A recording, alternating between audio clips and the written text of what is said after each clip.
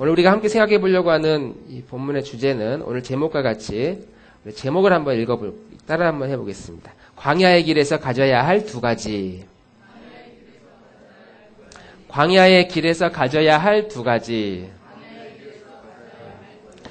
이 두 가지, 일단 광야의 길이 있는데 광야로 갔을 때 이스라엘 백성들은 두 가지의 길을 먼저 만나게 됩니다. 첫 번째는 17절에 블레셋 사람의 땅의 길, 블레셋 사람의 땅의 길이고 18절에 보면 홍해의 광야 길, 이 두 가지의 길을 먼저 만나게 됩니다. 광야를 딱 갔는데 블레셋 사람들이 다니는 길이 있고 그리고 홍해가 가로막혀 있는 광야 길, 둘 다 답이 없는 길이거든요. 이거 도대체 길이라고 할 수 없습니다. 사람이 다니는 땅의 길은 블레셋 사람들이 막고 있고 광야 길은 홍해가 일단 막고 있고 광야 뭔가 좀 있어 보이지만 사막이거든요. 사막길. 하나님께서 애굽 사람들을 원래 가나안 땅으로 가게 하실 때에 지도 한 번만 왼쪽 맨 위에 보면 람셋이라고 해서 람셋에서 이제 숫곳을 지나 에담을 지나 바로 가데스 바네아로 오른쪽으로 바로 직진하면 지중해 해안도로를 끼고 한 일주일이면은 가나안에 들어갈 수 있는 길이었다고 그럽니다. 그런데 저쪽 지역은 하나님께서 막고 지금 저 화살표 방향으로 되어 있는 저쪽 길로 가라고 하나님께서 이렇게 명령을 내리시는 거예요. 17절에 이렇게 말씀하십니다. 17절 우리 함께 읽어보겠습니다. 시작. 바로가 백성을 보낸 후에 블레셋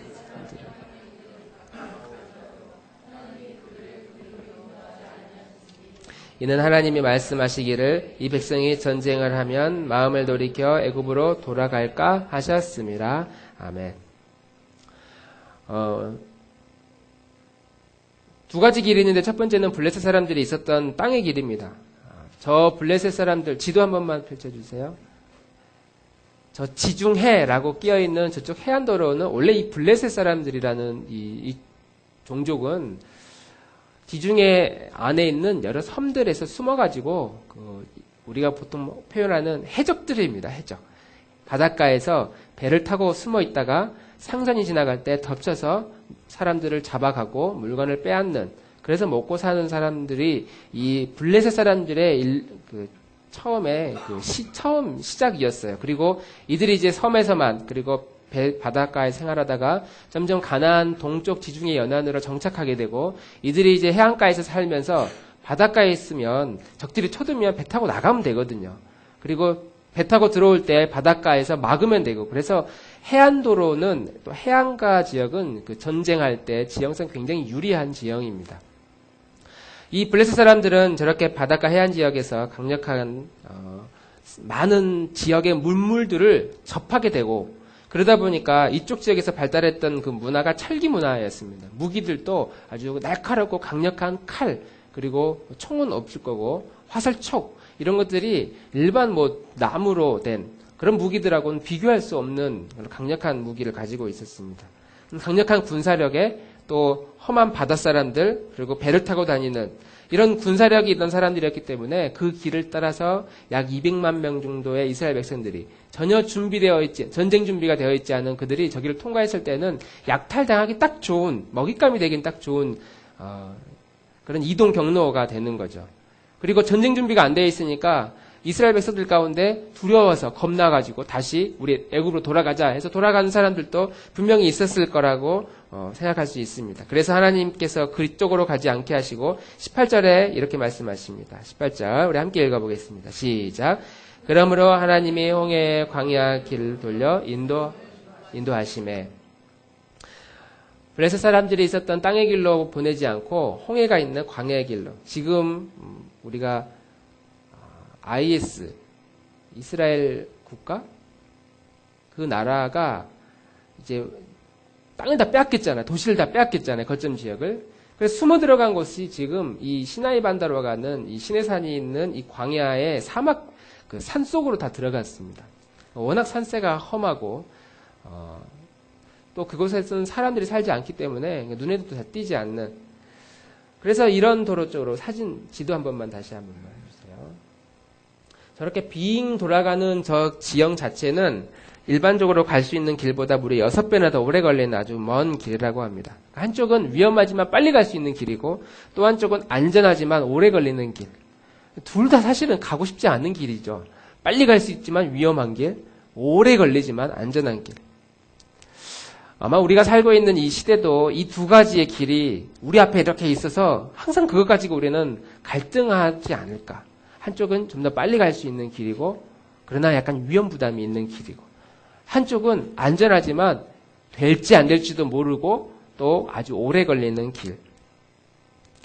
그러니까 이런 두 가지 길이 항상 우리의 마음을 부추기는 것 같습니다. 이번 주에 우리 성도님들도 신문이나 기사를 많이 봐왔겠지만 그 인터넷 가상화폐라고 들어보셨죠? 비트코인이라고. 제가 그걸 좀 찾아보니까 굉장히 많이 올랐다고 그래요.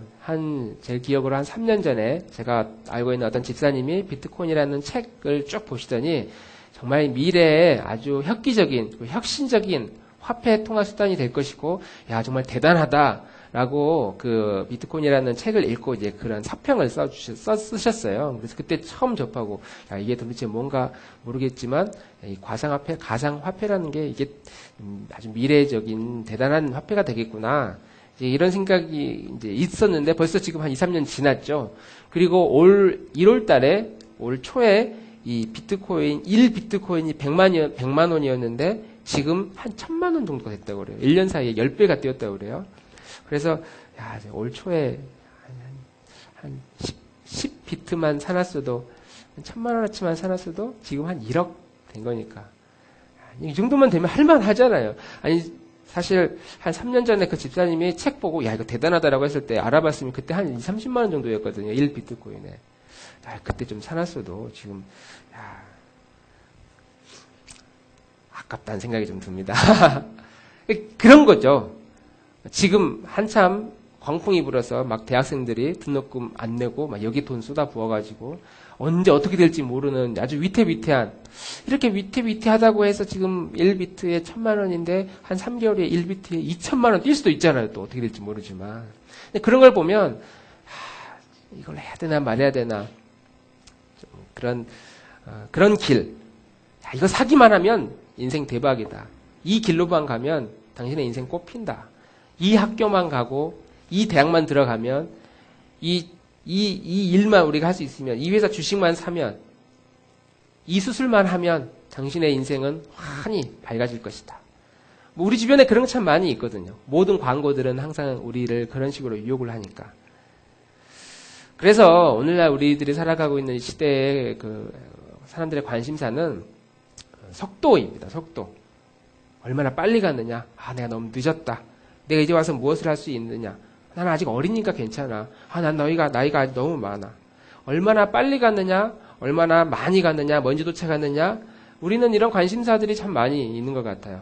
그러나 하나님의 관심사는 빨리 가는 것보다 항상 안전하게 그리고 정확하게 우리를 이끌어 가신다. 오늘 성경이 이스라엘 백성들을 이끌어 가실 때 그것을 우리에게 말씀하고 있는 것 같습니다. 그래서 우리가 생각을 해봐야 돼요. 내가 지금 정확하게 나는 길을 가고 있느냐. 내가 지금 10대인데, 20대인데, 혹은 30대인데, 혹은 내가 50대인데, 내가 지금 잘 가고 있느냐? 내가 너무 늦진 않았나? 내가 아직 너무 빠르진 않았나? 굳이 내가 저렇게 해야 되나? 우리가 이런 여러 가지, 내 자신이 지금 잘하고 있는지를 점검할 내 자신이 지금 잘 가고 있는지를 확인을 해봐야 된다라고 하는 것이죠. 오늘 하나님께서 이스라엘 백성들에게 너희가 지금 잘 가고 있는지 잘못 가고 있는지를 점검하기 위해서 두 가지의 방법을 두 가지를 우리에게 증거물로 주셨습니다. 우리가 이 두 가지를 붙들고 내가 지금 가고 있는 이 길이 잘 가고 있다 혹은 잘못 가고 있다 이것을 한번 점검해보고 확인해보는 그런 시간이 되었으면 좀 좋겠습니다. 첫 번째, 하나님께서 이스라엘 백성들에게 너희가 지금 잘 가고 있는지 못 가고 있는지에 대한 그 증거물로 무엇을 주셨냐면 요셉의 유골을 주셨어요. 한번 따라해 봅시다. 요셉의 유골. 요셉의 유골. 요셉의 유골은 일단 애굽이라는 왕국에서의 요셉의 그 역량은 전무후무한 망할 수 있는 나라를 살린 아주 최고의 그 영웅이거든요. 위인입니다. 그래서 요셉이 애굽에 처음 내려왔을 때 총리가 되었죠. 그리고 총리가 돼서 요셉뿐만 아니라 자기의 아버지 야곱과 11명, 자기를 포함해서 12명의 형제들이 다 내려와서 애굽에 정착했고 이제 무려 세월이 400년 정도가 지났습니다. 400년 전에 조상이에요. 선조예요. 지금 요셉이. 요셉이 돌아가실 때, 죽을 때 어떤 유언을 했냐면 내가 죽어서 이 땅에 묻히면 우리 후손들도 계속해서 이 애굽에 당분간 살아가겠지만 우리는 이 땅에서 영원히 살 것이 아니라 하나님이 약속한 새로운 땅이 있는데 그 땅으로 다시 불러낼 것이다. 우리를 다시 이끌어 주실 것이다. 그때 내 유골도 그냥 두지 말고 다 파서 들고 그 약속의 땅으로 함께 옮겨서 묻으라라고 하는 겁니다. 유언을 내릴 때 우리는 가야 할 땅이 있다. 여기서 영원히 살지 않을 것이다. 라고 하는 유언을 이스라엘 백성들에게 내렸습니다. 창세기 50장 말씀인데 우리 한번 읽어볼까요? 창세기 50장 24절에서 26절 다 함께 읽습니다. 시작. 요셉이 그의 형제들에게 이르되 나는 죽을 것이나 하나님이 당신들을 돌보시고 당신들을 이 땅에서 인도하여 내사 아브라함과 이삭과 야곱에게 맹세하신 땅에 이르게 하시리라 하고 요셉이 또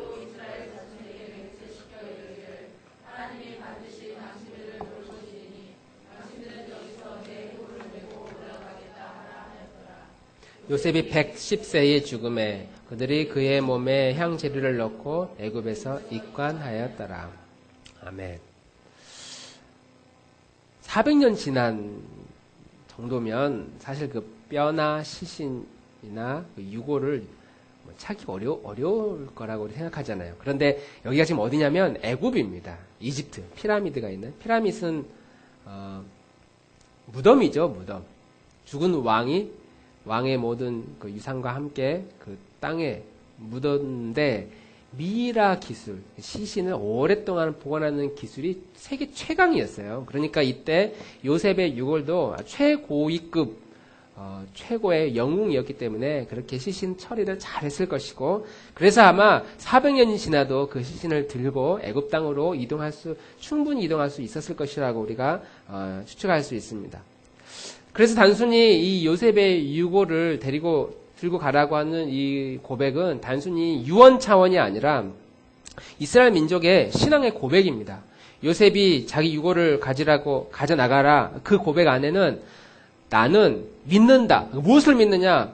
내 아버지, 그리고 내 할아버지, 그리고 내 증조 할아버지, 아브라함의 하나님, 이삭의 하나님, 야곱의 하나님이 우리 민족을 얼마나 많이 축복하셨고 바다의 모래와 같이 저 하늘의 별과 같이 우리 민족을 창대케 하실 것이고 우리에게 많은 땅을 주실 것이다라는 그 약속을 나는 믿는다라고 하는 믿음의 신앙 고백이에요. 지금 비록 우리가 남의 나라에 살림살이를 하고 있지만 요셉은 그 믿음을 가졌던 겁니다. 우리 아버지 하나님, 아브라함의 하나님, 이삭의 하나님, 야곱의 하나님께서 얼마나 축복하셨는지 나는 믿는다.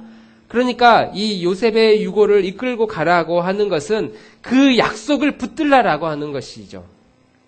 애굽에서 지금 이스라엘 백성들이 먹고 살만 했을 겁니다. 요셉의 시대 때는. 그때만 해도 대우받고 인정받고, 야, 당신네 이스라엘 히브리인들이 아니었으면 우리 애굽은 어떻게 됐을지 모른다. 모든 왕으로부터, 귀족들로부터 존중을 받고 존경을 받으면서 그렇게 행복하게 먹고 살 수 있었음에도 불구하고, 그러나 이곳은 우리가 영원히 살 곳이 아니다 라는 하나님의 약속을 붙들었던 것이죠.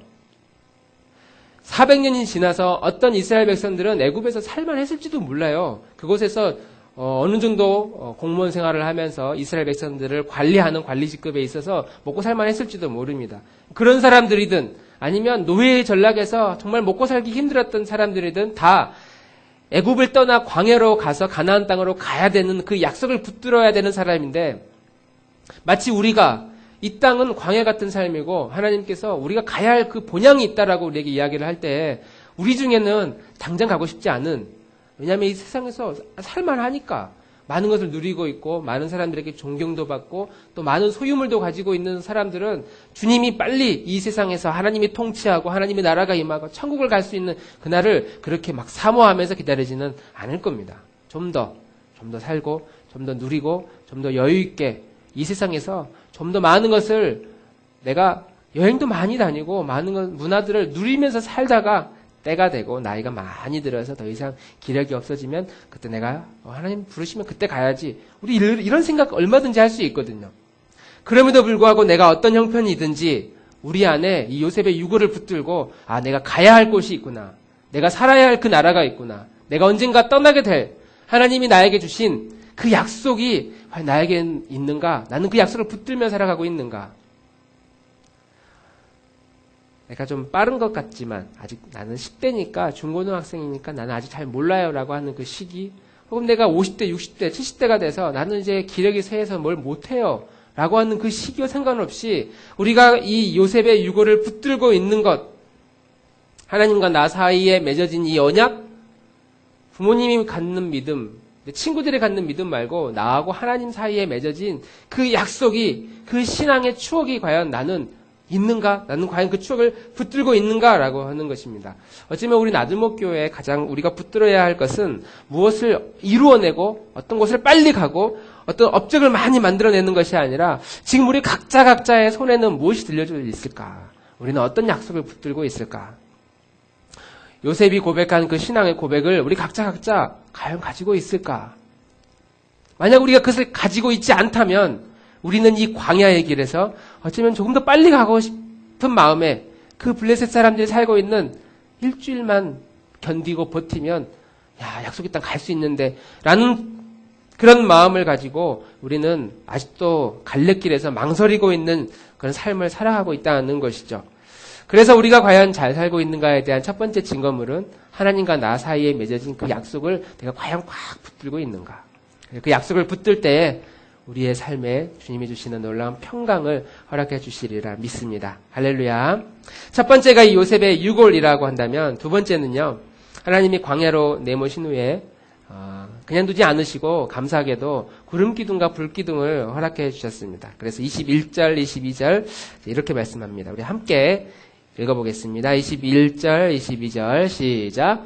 여호와께서 그들 앞에서 가시며 낮에는 구름기둥으로 그들의 길을 인도하시고 밤에는 불기둥을 그들에게 비추사 낮이나 밤이나 진행하게 하시니 낮에는 구름기둥 밤에는 불기둥이 백성 앞에서 떠나지 아니하니라. 아멘. 자, 가나안을 향해 나아가는 길 중에 하나는 하나님이 막아버렸습니다. 못 가게 했어요. 그리고 또 하나는 이제 사막이 있는 길이라고 할 수 없는 곳으로 이제 떠나게 됩니다. 광야의 길을 성경은 장정 60만이라고 하거든요. 장정 60만이면 60만 플러스 아내 120만, 가정당 아이들 한 명에서 두 명씩만 해도 일반적으로 한 200만 명 정도가 지금 그 어마어마한 인구가 광야로 지금 나갔다는 그 이야기입니다. 그러면 우리 같아도 10중 8구 엄청난 혼란이 이제 일어납니다. 자, 한번 길을 갔는데 그 행렬, 앞에서 출발을 했는데 한 다음날, 한 이틀 있다가 맨 끝에 출발한데 도착해요. 그 저쪽에서 쉽시다 그러면 한 이틀 있다가 맨 끝에 쉬재요. 그러면 멈춰요. 그 지금도 이 정도 그 군대 행군해 보신 분들 알겠지만 앞에서 뭐 뒤로 전달 하면은 한 20m 간격으로 옆에서 이제 조교들이 서 있다가 전달 하면서 맨 끝으로 가거든요.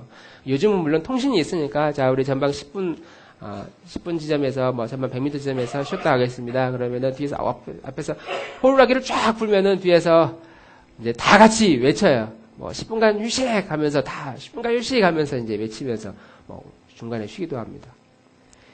200만 명인데 뭐 이게 통제가 제대로 되겠습니까? 중간에 저 화장실 좀 갈게요. 200만 화장실이 광야에서 어디로 가겠어요? 그날 밤에 샤워 좀 해야 되겠는데 샤워 어떻게 합니까? 밥을 먹어야 되겠죠. 밥 어떻게 해요? 누구라도 아픈 사람이 있으면 그럼 낙오되겠죠. 중간에 막 만삭돼가지고 곧 애가 금방 나오려고 그러는데 앞에서는 막 전진하고 있어요. 뭐 어떻게 합니까? 출산해야 되겠고. 이건 보통 일이 아닙니다. 이런 인구 사람들을 데리고 블레셋 사람들이 있는 그 전쟁을 할 수도 있는 위험한 상황으로 간다는 건 불가능한 일이고, 그래서 하나님이 그 길은 아예 막으시고 시나이 반도 쪽으로 사막이 있는 광야로 가는데, 이쪽은 이제 광야 아래쪽이다 보니까 낮에는 햇볕이 뜨겁고 밤에는 정말 추운 곳입니다. 그래서 하나님이 낮에는 불기둥을 주시고 밤에는 구름기둥을 주셔서 이스라엘 백성들을 보호하시죠. 안전하게. 잘 듣고 계시죠? 낮에 불기둥이면은 이제 불타 죽고 밤에 구름기둥이면 이제 얼어 죽겠죠. 그러니까 이제 하나님이 이스라엘 백성들을 어쨌든 안전장치를 주세요. 죽지 않도록. 그런데 우리는 이렇게 생각을 하는 겁니다. 구름기둥과 불기둥이 있었으니까 낮에는 시원했겠다. 밤에는 따뜻했겠다. 저는 사실 이 본문을 읽으면서도 낮에는 시원한 상태에서 걸어가고 밤에는 어쨌든 뭐 앞에 불기둥이 있으니까 안전하게 하면 잠을 언제 자라고 지금 군인들도 중간중간에 그 취침 시간을 심야 행군할 때 중간에 한 30분 밥 먹는 시간도 주고 그러는데 그리고 그것도 한 이틀 정도 걷다가 하룻밤 정도 걷다가 쉬는데 이거 24시간 걸었다는 소린가 좀 그런 생각도 들었는데 어쨌든 우리는 이런 구름기둥을 보면서 불기둥, 구름기둥을 보면서 하나님이 이렇게 인도해 주셨으니까 안전하게 그리고 보호받으면서 이 길을 걸어갈 수 있겠었겠다 라고 우리는 생각을 하지만 단순히 이 구름기둥과 이 불기둥은 이스라엘 백성들의 더위를 그리고 추위를 피해주는 그런 도구가 아니라 실제 정체가 있어요. 구름기둥과 불기둥이 가지고 있는 정체가 있었다는 겁니다. 21절 상반절에 이렇게 이야기를 하고 있어요. 우리 21절 상반절 다시 한번 읽어보겠습니다. 시작. 여호와께서 그들 앞에서 가시며 그러니까 구름기둥과 불기둥은 그들을 보호해주는 하나님이 단순한 너희들을 보호해주는 보호막이다. 이것만 있으면 너희들이 안전하게 갈 것이야 라고 하는 존재가 아니라 하나님 자신이었다는 거예요. 하나님 자신이 구름기둥과 불기둥의 모습으로 나타나셔서 지금 이스라엘 백성들을 지켜서 친히 함께 그 길을 걸어가고 있는 것이죠. 인간이 죄를 지은 다음에 아담과 하와가 에덴 동산에서 쫓겨나고 난 다음에 그 전만 해도 하나님의 음성을 들었을 겁니다. 그리고 하나님을 직접 뵈면서 하나님과 교제했는데 인간이 죄를 지은 다음에 하나님께서 인간을 끊임없이 만나기 위해 찾아오세요. 그런데 찾아오는 그 방식이 여러 가지 방식으로 찾아옵니다. 사사들을 사용하기도 하시고요. 이스라엘이 위험에 빠졌을 때 그들을 구출해 줄 만한 능력 있는 말씀에 혹은 능력에 그런 지도자들을 보내서 사사들을 보내서 이스라엘 백성들을 이끌어 가기도 하고 때로는 선지자들을 보내기도 하고 때로는 천사들을 보내기도 하고 구약시대 때는 오늘 구름기둥과 불기둥과 같이 여러 가지 기적이나 이적들을 보내서 하나님이 직접 이스라엘 백성들과 상대합니다. 그러니까 이 불기둥과 구름기둥은 단순히 어떤 기적이나 체험이 아니라 하나님 자신이라는 거예요. 직접 또 다른 형태의 모습으로 나타나셔서 인간들을 상대하고 있는 겁니다. 그러나 신약시대 우리가 지금 살고 있는 이 시대는 직접적으로 그렇게 나타나지는 않아요. 그런데 우리 이렇게 생각할 수 있거든요. 만약에 하나님이 한 번만이라도 아니면 꿈속에서라도 내가 직접 어떤 이런 체험을 한다면 어젯밤에 꿈속에서 하나님이 나타나서 내가 너를 얼마나 사랑하는지 내가 증거를 보여줄게 하면서 내 손에 몽 하나를 딱 쥐어줘. 딱 보니까 막 수백 개의 비트코인이 막 있어요. 이게 한 개 지금 1,000,000원이라는데 얼마야? 잠에서 깼어요. 야, 이거 오늘 사야 되나 말아야 되나 좀 그런 고민하다가 실제로 하나만 딱 샀는데 다음날만 한 2배가 뛰어. 그러면 막 야, 하나님이 내가 얼마나 경제적으로 어려운지 좀 그래도 이렇게 숨통을 틔워주시는구나. 막 그런 위로를 우리 받을 수 있거든요. 조그만 체험이나 조그만 어떤 기적을 우리가 만나도 우리는 내 믿음이 지금보다 훨씬 더 커질 거라고 그런 생각을 할 수 있습니다. 저희 둘째 아이가 지금 6살인데 내년에 7살 올라가거든요. 지금 있는 어린이집에서 7세반이 없어요. 그래서 7세반을 동네에 지금 뭐 유치원을 보내거나 좀 그런 고민에 빠졌습니다. 그래서 한동안 유치원에 보내면 이제 비용이 저희 집에서 사용하는 그 비용이 갑자기 늘어나기 때문에 굉장히 부담이 되거든요. 그래서 제일 좋은 건 초등학교 바로 옆에 있는 병설 초등학교가 되는 게 제일 좋은데 거기는 정말 들어가기가 하늘의 별 따기라고 하고 그래서 유치원을 어디를 보내야 되나 아니면 사정해가지고 우리 내년에 7세 반 없는데 6세 반에 그냥 장우리 7살이지만 좀 끼워가지고 좀 같이 있게 하면 안 되느냐 좀 이렇게 부탁을 해야 되는데 좀 고민을 했습니다. 그래서 하나님께 기도하는 것도 사실 좀 미안할 정도로 왜냐하면 병설 초등학교 들어가는 것도 병설 유치원 들어가는 게 정말 어렵잖아요.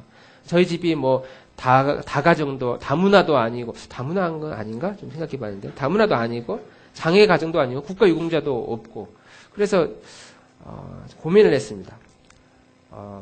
한 25명 정도 뽑는데 한 20명 정도가 뭐 다문화 다가정 뭐 이런 데 싹 빠지고 5명 정도 뽑는데 됐다는 거예요. 그리고 저희 뒤로 대기자만 40명 있다고 그럽니다. 처음에 이거 되는 거 그렇게 어렵지 않구나. 처음엔 그렇게 생각했다가 그냥 신청하니까 됐네. 그런데 5명 뽑는데 그 중에 한 4, 50명 정도 다 막 4, 50명 지원했겠습니까? 그 동네에 있는 이제 7살 되는 아이 엄마들이 다 지원했을 거예요. 얼마나 경쟁률이 치열했는지. 그런데 딱 보니까 됐다는 거예요. 그래서 정말 감사했습니다. 하나님께. 하나님 우리 형편 이렇게 아시고 채워주시는구나. 여러 가지 뭐 경제적인 아니면 뭐 시간적인 여러 가지 어려움이 있는데 채워주시는구나. 우리가 매일매일 이런 기적 하나씩만 만나도요. 우리 믿음 우리 이렇게 생각 안 할 겁니다. 주일날 주일 성수하는 거요. 모든 것 다 제치고 주일날 우선적으로 하나님 앞에 한 번만 빠져가지고 무슨 봉변을 당하라고요.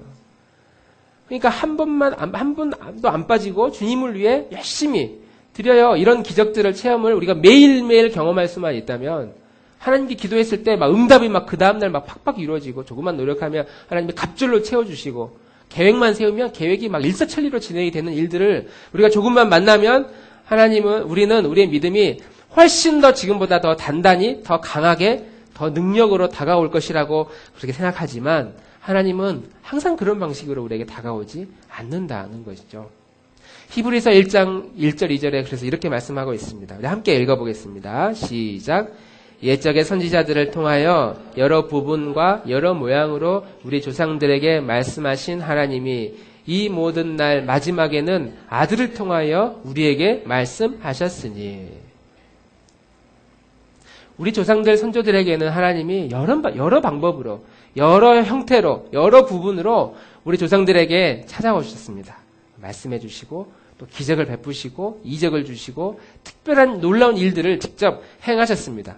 그러나 이 마지막 날에 하나님은 자기 아들을 이 땅에 보내셔서 그 아들을 통해 우리에게 말씀하고 있다는 거예요. 예수 그리스도를 통해서 우리에게 그 하나님이 어떤 분이신가에 대해서 매 순간순간 우리에게 말씀하고 있다는 거죠. 이 말씀이 이 성경책 안에서 머무르지 않고 우리의 마음과 우리의 심령 가운데로 전달될 수 있도록 성령님께서 그 일을 도우지만 우리가 그 일에 순종함으로 두 손을 펼쳐서 책을 펼쳐서 우리의 귀를 열어서 주의 음성에 귀를 기울이지 않는다면 우리는 이런 매일매일 우리와 함께 하시는 불기둥과 구름기둥으로 다가오셔서 나를 이끌어 가시는 그 하나님 만나지 못한 채 그 광야에서 추위에 더위에 배고픔에 두려움에 그렇게 살아갈 수밖에 없는 존재가 지금 우리가 살고 있는 10대, 20대, 30대, 50대, 70대 삶이라는 거죠. 나이의 문제가 아니라 세월이 문제가 아니라 능력의 문제가 아니라 나는 이 광야의 길에서